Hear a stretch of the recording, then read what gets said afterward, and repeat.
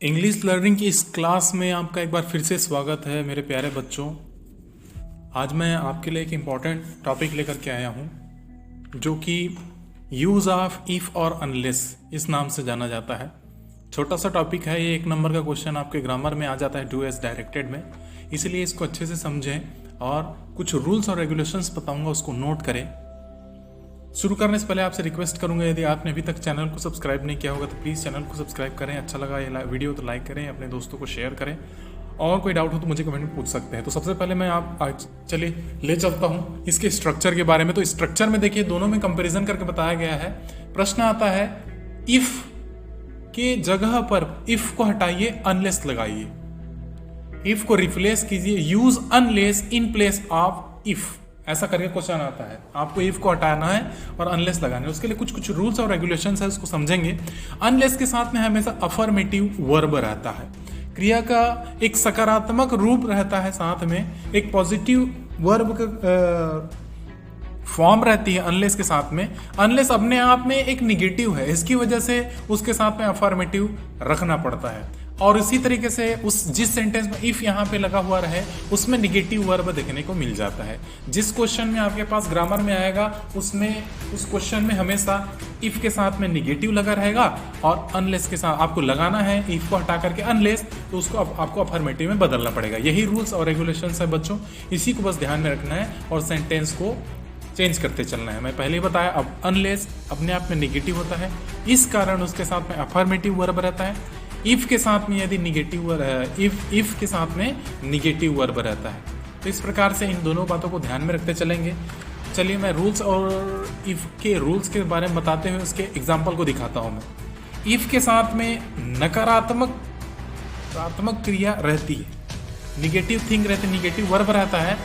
तो जैसे एग्जांपल में दिया हुआ, if you don't attend school, यदि तुम स्कूल अटेंड नहीं करते हो, स्कूल में यदि उपस्थित नहीं होते हो, तुम स्कूल ही नहीं जाते हो, तो यहाँ पे नकारात्मक वाक्य है, वाक्यांश है, जो क्रिया है वो नकारात्मक है। ये इफ के साथ में नकारात्मक लगा हुआ है। दूसरे सेंटेंस में नकारात्मक है या सकारात्मक, उसके ऊपर कोई अंतर नहीं होता है। आपको बस ध्यान रखना है इफ के साथ में निगेटिव सेंटेंस है कि नहीं। यदि तुम स्कूल नहीं जाते हो तो you can not join Oscar, तुम ऑस्कर ग्रुप से नहीं जुड़ पाओगे, तुम जुड़ ही नहीं सकते। तो आपके इस सेंटेंस के ऊपर निगेटिव हो, इफ के साथ में निगेटिव हो, तो हम इसे अनलेस कैसे बदलते हैं, इफ को हटा करके अनलेस कैसे लगाते हैं, यही है आपका नेक्स्ट स्टेप। जिसमें अनलेस में मैंने पहले ही बताया बच्चों कि अब अनलेस अपने आप में एक नकारात्मक वर्ड है, जिसके कारण उसका पूरा वाक्यांश ही नकारात्मक बन जाता है, वो बना लेता है अपने आप को। इसलिए उसके निगेटिव को हटाना पड़ेगा और आपको एक सिंपल लिखना पड़ेगा, unless you don't attend, don't को हटाना है, unless you attend school you can not join Oscar. देखिए मैंने क्या किया, डू डज डिड एक अफर्मेटिव सेंटेंस में तब लगता है जब निगेटिव बनाना रहता है या इंटेरोगेटिव बनाना रहता है। प्रेजेंट सिंपल, पास्ट सिंपल के बारे में बात कर रहा हूं, तो यहां पे डोंट लगा हुआ है। जैसे ही मैंने अनलेस लगाया, इसको नकारात्मक को मैं अफर्मेटिव बना रहा हूं, मैं एक पॉजिटिव अफर्मेटिव, निगेटिव अफर्मेटिव बना रहा हूं, तो डोंट को हटाना पड़ेगा। नॉट को हटाना रहता है लेकिन डू भी नहीं लगता है एक सिंपल सेंटेंस में। प्रेजेंट सिंपल और पास्ट सिंपल में नॉट नहीं लगता है, इसकी वजह से हमें यहाँ पे डू और डिड को हटाना पड़ेगा। तो मैंने यहाँ पे हटा दिया इसको, अनलेस को लगाया और निगेटिव जो सेंस था इसमें उसको हटा दिया और बाकी नॉर्मल लिख दिया यू अटेंड स्कूल। इसका मतलब भी वही हुआ, if you don't attend school. इन दोनों में मैं चेंज करता हूं तो केवल अनलेस को लगाता हूं, लेकिन इसके अर्थ है उसमें कोई चेंजेस नहीं होती है। इसका जो मीनिंग है वो सेम टू सेम हुआ। If you don't attend school, इसमें भी वही कहा, यदि तुम स्कूल नहीं जाते हो तो तुम इसको ऑस्कर से नहीं जुड़ सकते। दूसरा सेंटेंस अनलेस लगाया, उसमें भी वही कहा, unless you attend school, unless you attend school, यदि तुम स्कूल नहीं जाते हो, इसका अर्थ भी वही होता है। यदि तुम स्कूल नहीं जाते हो, यू डोंट ज्वाइन ऑस्कर, तुम ऑस्कर से नहीं जुड़ सकते।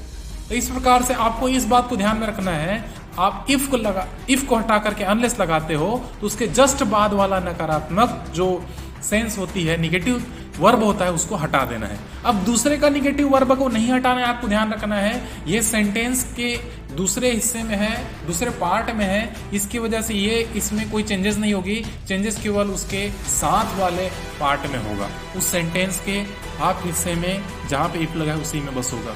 इन छोटी छोटी बातों को ध्यान में रखते हुए चलें बच्चों। अगर आपके पास ये क्वेश्चन आता है तो प्लीज़ उसको ध्यान रखें और उसको चेंज करके रखें। जैसे आपके लिए कुछ एक्सरसाइज आपके सामने में लेके आया हूँ, एग्जाम्पल्स है जिसको सॉल्व किया हूँ, और एक क्वेश्चन आपके लिए होमवर्क दे दिया हूँ जिसको आपको कंप्लीट करके आपको कमेंट बॉक्स में सेंड करना है, ताकि मैं चेक करूँ और बताऊँ कि आप सही कर रहे हैं या नहीं कर पा रहे हैं। तो पहला बोला इफ़ यू डोंट स्टडी, यदि तुम पढ़ाई नहीं करते हो, you want have a future, यदि तुम पढ़ाई नहीं करते हो तो तुम्हारा विल नॉट है, वॉन्ट ये फुल फॉर्म विल नॉट।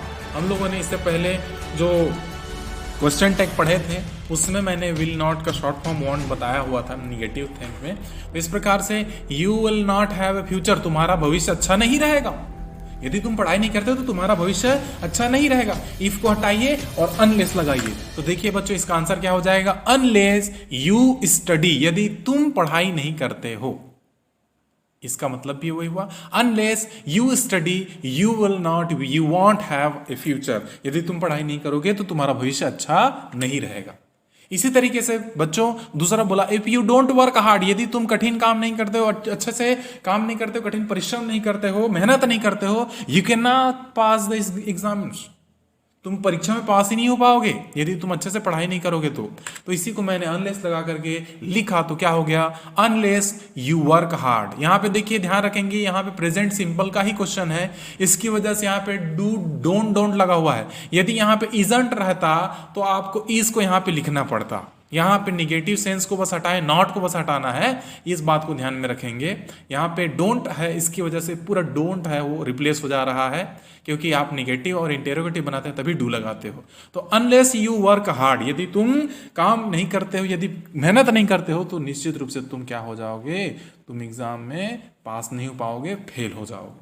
तो ये दोनों सेंटेंस समझ में आया प्यारे बच्चों? यदि समझ में आया तो प्लीज़ लाइक करें, और ये लास्ट क्वेश्चन अच्छा बना करके मुझे रिप्लाई करें। If you don't take rest, यदि तुम मैंने हिंदी में समझा देता हूँ, if you don't take rest you can not recover, यदि तुम आराम नहीं करोगे तो तुम ठीक नहीं हो पाओगे। तो इसको आपको सुधार करके लिखना है, अनलेस लगा करके लिखना है।